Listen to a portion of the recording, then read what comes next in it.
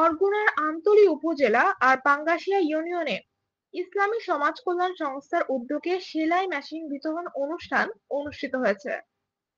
অনুষ্ঠানে প্রধান অতিথি ছিলেন বাংলাদেশ জামায়াতে ইসলামীর বরগুনা জেলা আমির, কেন্দ্রীয় মজলিসের শুরা সদস্য এবং বরগুনা ১ আসনের মনোনীত প্রার্থী অধ্যাপক মাওলানা মোহাম্মদ মহিবুল্লাহ হারুন।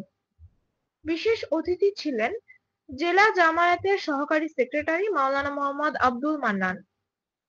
এছাড়াও উপস্থিত ছিলেন আমতলী উপজেলা জামায়াতের আমির অধ্যাপক মাওলানা ইলিয়াস হোসাইন, উপজেলা সেক্রেটারি মোহাম্মদ তোফাজ্জল হোসেন এবং স্থানীয় নেতৃবৃন্দ। বক্তারা বলেন, জামায়াতে ইসলামীর লক্ষ্য ন্যায়ভিত্তিক সমাজ প্রতিষ্ঠা করা। তাদের মতে পিআর পদ্ধতির নির্বাচনের মাধ্যমেই গণতান্ত্রিক ধারা ফিরিয়ে আনা সম্ভব। সেলাই মেশিন দিয়ে উপকৃত হবেন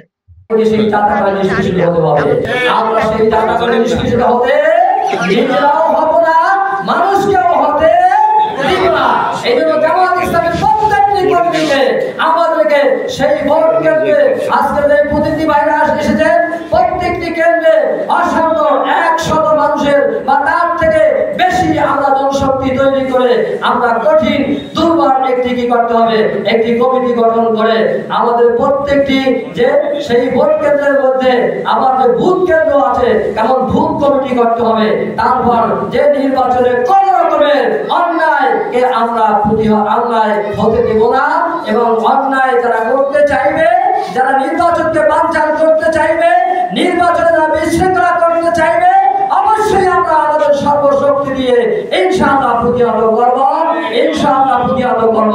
যদি আমরা সেই চেষ্টা করি, আল্লাহ রাব্বুল আলামিন বলেছেন ওয়াকানা হাক্কান আলাইনা নাসরুল মুমিনিন, আমি আল্লাহ তাআলা তোমাদেরকে সাহায্য করা আমার জন্য কি ওয়াজিব হয়ে যায়।